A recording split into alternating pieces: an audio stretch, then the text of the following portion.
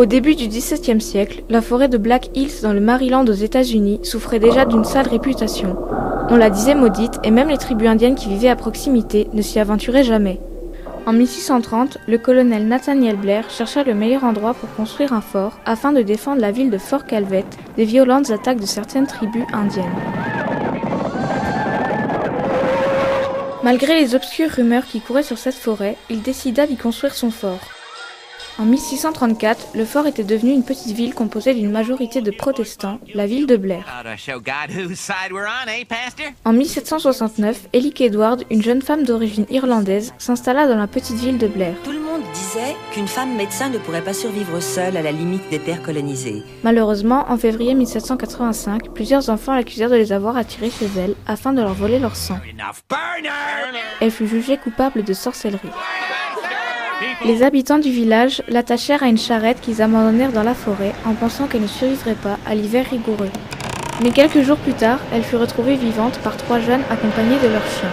Ils décidèrent de l'achever en lâchant leur chien sur elle et en la frappant. Ils finirent par la pendre pour être sûrs qu'elle serait vraiment morte.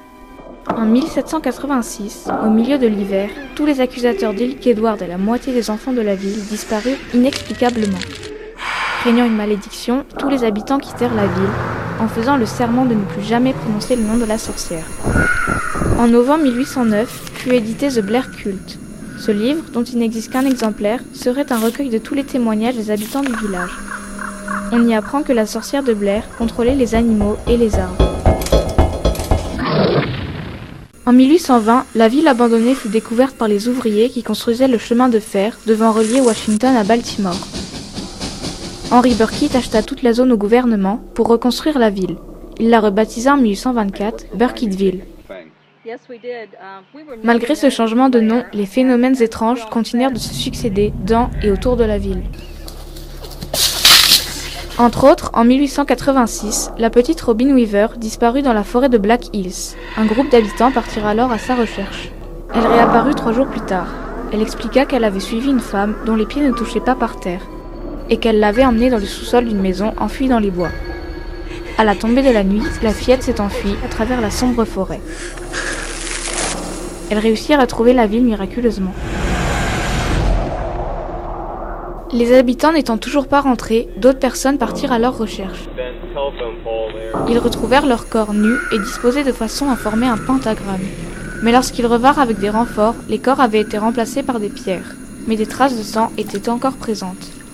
Cette légende a inspiré un film, le projet Blair Witch, réalisé par Daniel Myrick et Eduardo Sanchez en 1999 avec un budget de seulement $25 000. J'ai peur de fermer les yeux. Ce film a été tourné sous la forme d'un faux documentaire censé être réalisé par 3 jeunes dans la forêt de Black Hills. Le film a connu un succès phénoménal en raison d'un marketing original sur internet où ont été diffusées des rumeurs sur la réelle disparition des 3 protagonistes et en faisant passer le film comme un authentique documentaire. Je veux demander pardon. J'ai eu l'impression qu'il y avait une chose près de moi, ce genre de chose qui donne le frisson. Ils ont fouillé sa maison et ils ont découvert les cadavres de 7 gosses de la région. Le deuxième, Blair Witch 2, le livre des ombres de Joe Berlinger, est beaucoup moins terrifiant que le premier. Il a reçu de très mauvaises critiques de la part des spectateurs et de la presse, au point d'être classé dans les pires films de tous les temps au Razzie Award 2000. Et enfin, le troisième film a de nouveau été tourné sous la forme d'un faux documentaire. Le tournage fut gardé très secret jusqu'à la sortie du film le 16 août 2016. Le frère de l'une des supposées disparues du premier film de 1999 part à sa recherche. Ce dernier film sur la sorcière de Blair a reçu des critiques mitigées, mais moi, personnellement, je l'ai trouvé aussi bien que le premier. Si vous ne connaissez pas la légende Blair Witch, je vous conseille donc de regarder plus particulièrement le premier et le dernier film.